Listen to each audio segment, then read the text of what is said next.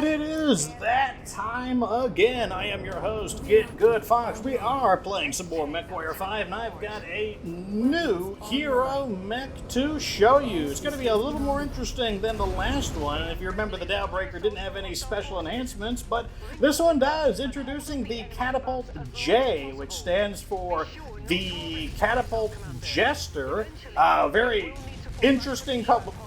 Very interesting color scheme. Definitely lives up to the name Jester. Don't worry, we'll get to have a closer look at this color scheme when we get to the redesign segment. And yeah, this is also going to be our first look at a new weapon called the anti-missile system, or AMS for short. I don't know if we'll actually get to really use it, considering that they have to shoot missiles at me. But yeah, let's talk about this mech. So, right off the bat, a pair of large lasers. Oh, stop! Don't run into me. Stop it. Don't need to take any collision damage. Let me sear into your battle mech flesh with my large lasers. We also have a pair of medium lasers and a pair of small lasers. So this is very different than pretty much all of the other of the catapults, as it is a flashbolt mech. In other words, a mech that uses a whole bunch of lasers, and it gets the name. The term the flashbulb mech comes from the mech known as the Flash Man, who kind of looks like a light bulb and has a whole bunch of lasers. So this mech has a lot of curiosities. Talking about the physical characteristics, it is very heavily armored. I believe it has maybe a little over 400 armor. It's very close to its maximum armoring for its chassis. And but if we look at the speed, look, I'm running at 73 kilometers per hour. How curious, how unusual. Yes, this mech has endo-steel internals and an extra light engine that is actually rated at a higher output than the standard engine that it uses. So it's actually a little bit quicker than the typical catapult. As a result, the typical catapult goes to about 64 kilometers. And yeah, that's, like I said, this mech is really weird compared to some of the other ones.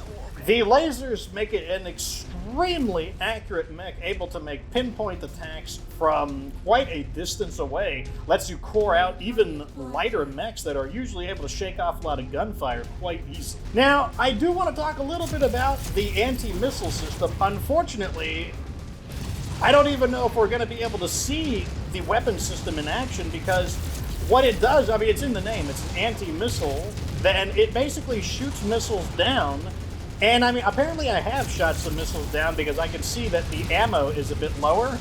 And if the ammo is a bit lower, then it must have shot at some missiles. There, we just lost some ammo right there. I mean, maybe, here we go. We can, if we do in the third person, maybe we'll get to see it shoot some missiles down. I don't know if we'll be able to, though.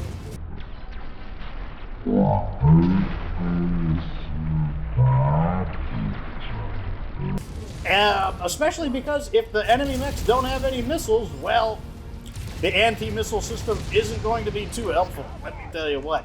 Another thing that makes this mech really powerful is that it has a buttload of double heat sinks. I think it has about 8 double heat sinks on it, meaning it is able to keep itself very cool. Another thing I didn't mention is this mech is jump capable, which I am probably not going to use for really much of anything, but it is jump capable. Oh, I mean, there we go.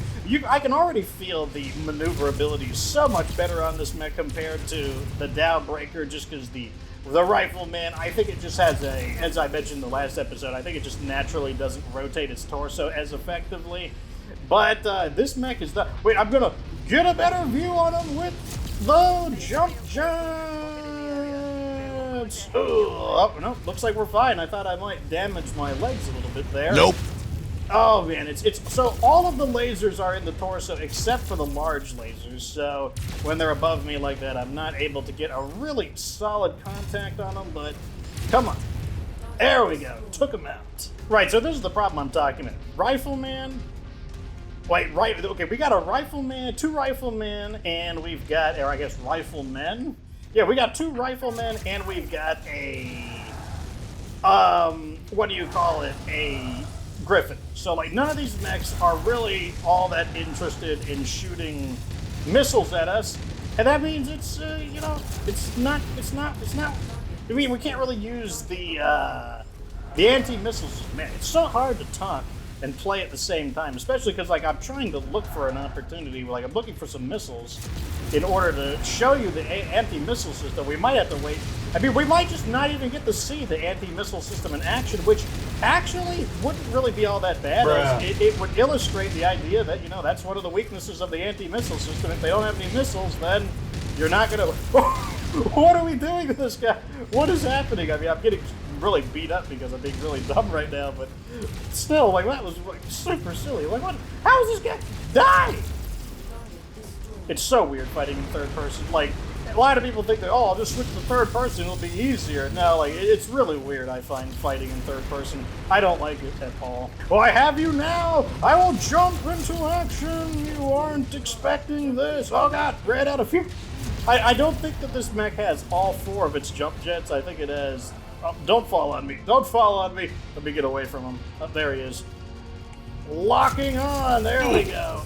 Oh, yeah. Just zip-zapping through them with these lasers. Oh, man, they're really dropping them right on top of us now. Like, they've got, like, 4 targets left before the mission ends. Are they going to drop a full lance of mechs right here? I mean, I'm ready for them. We're all ready for them. You know, like, shoot the mechs. Don't shoot the... Get the Thunderbolts. Wait, what's the other target? It's a Hunchback. Get the Thunderbolt. Whatever, we're all ready. Get out of my way! Out of my way! Out of my way! Here we go. I really do not like having all of these lasers with the different firing rates. I find it to be really, really awkward and just strange feeling. But whatever.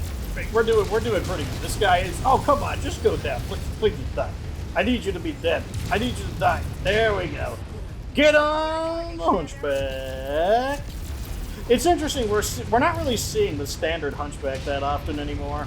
Looks like we got a pair of helicopters over here. Let me see if I can just zap these guys. Here, finish off these helicopters while I work on the Hunchback.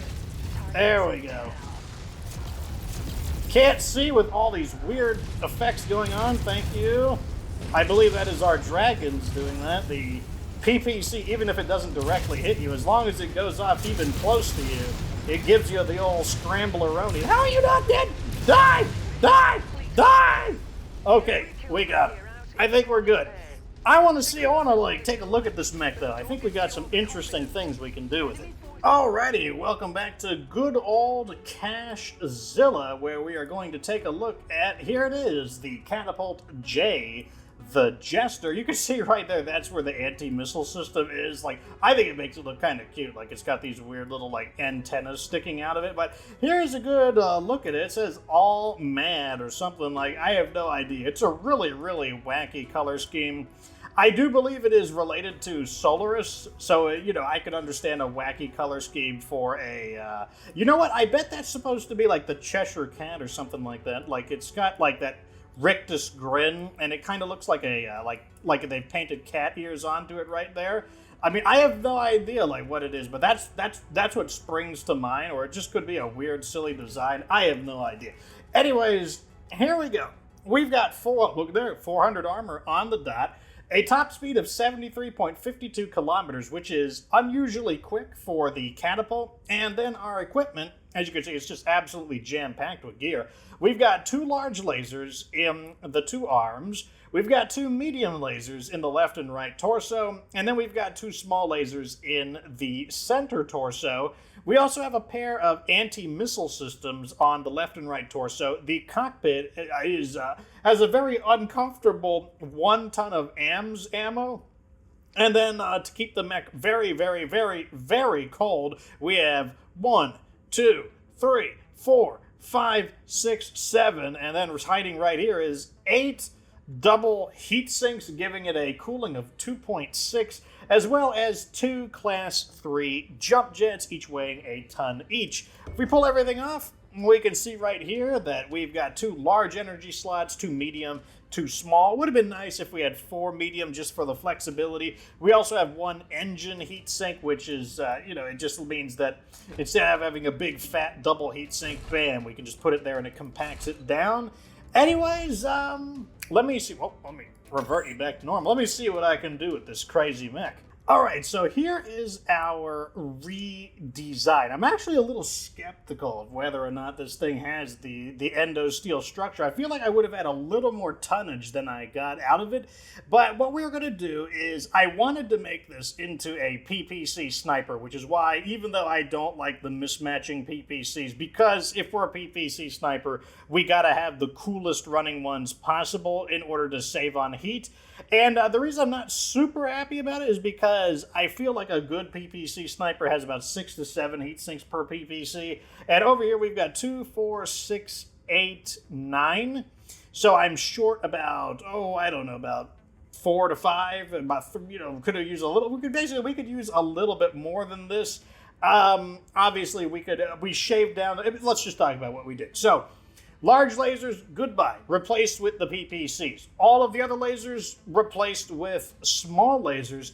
Anti-missiles upgraded to tier 3 anti-missiles. They weigh a half ton each. Goodbye to the jump jets. The ammo removed from the head, placed in the leg. Armor has been reduced by about 75 points to free up a little more space for our heat sink. Let's put it right here. There. Now it looks like now it's like we filled up the slot right there. And that's what we've got. So this mech, as I said, it's not going to be quite as nice as I would like as a PPC sniper, but we also have the 4 small lasers, which does mean that the mech is going to be okay in close combat. Obviously, 4 small lasers is nowhere near to a dedicated close-range mech, but hopefully we'll have done enough damage to them. And I don't feel too bad about the armor, given that 336 is still pretty comfortable, and it's a fairly quick mech, so I feel like we're going to be able to shake off a lot of damage. And in addition to that, we have allocated the armor to be, very heavy on the torso and the arms, and I don't feel like it's going to be that big of a deal.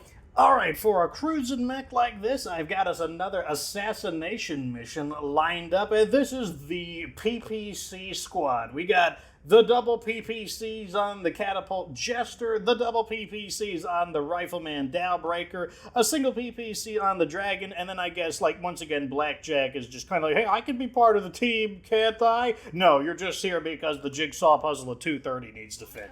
Ah, okay, so we didn't have the dropship start for a change. We've been getting the dropships, but can't even speak. We were getting the dropship start. Wow, we've got 4 places where the assassination targets could be.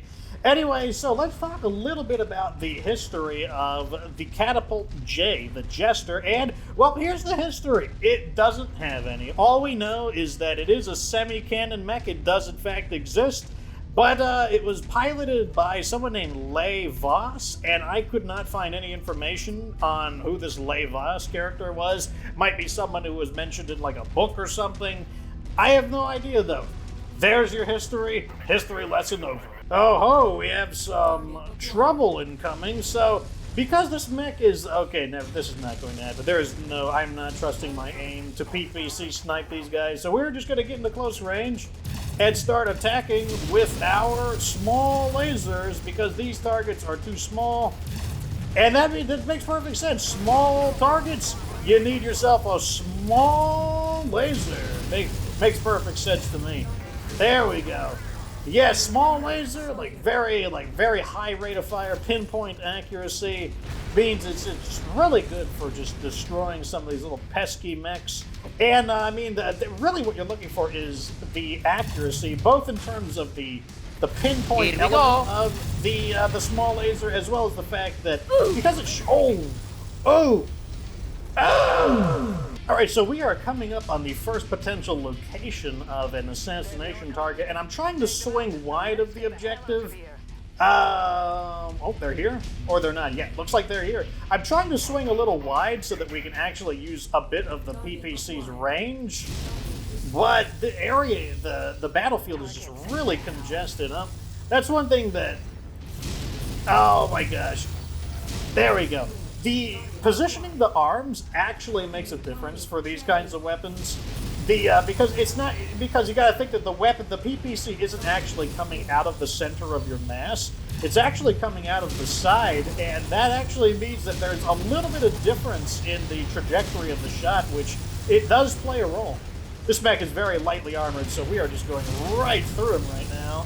trying to knock him out of the fight. The extra heat sinks should be keeping us cool in comparison to the Dowbreaker, but it's still not going to be enough. Like this mech is going to require, well, actually, maybe not. Like these high quality PP, now I can see my increasing. It's not enough. Alrighty, coming up on the second target. Once again, trying to keep my distance so that we can like pretend like we're going to do some PPC sniping. The battle here is so mountainous though that I'm finding it to be, oh. Do we got somebody? Yeah, we got somebody here. Looks like there's an urban mech.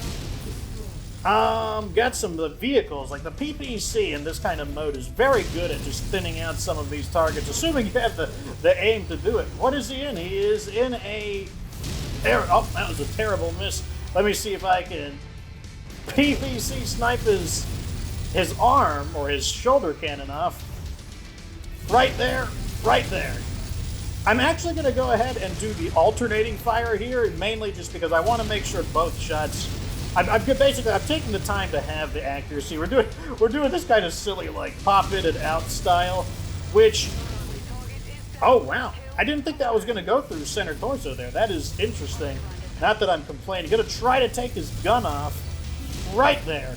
So we are finally overheating, but we've done so much. Oh, battle mechs landing right on top of us. Form up, boys. We got some, and I'm gonna have to manually tell them to engage a new target. Let's go after the Hunchback.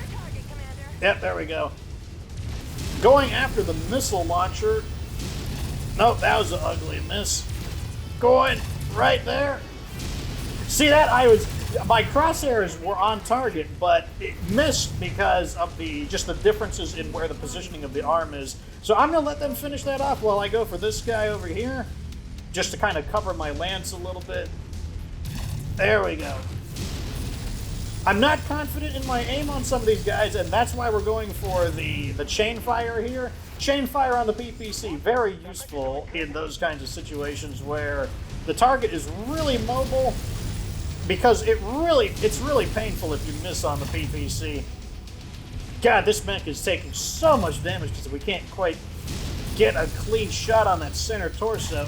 There we go, that's the end of him. Swinging around.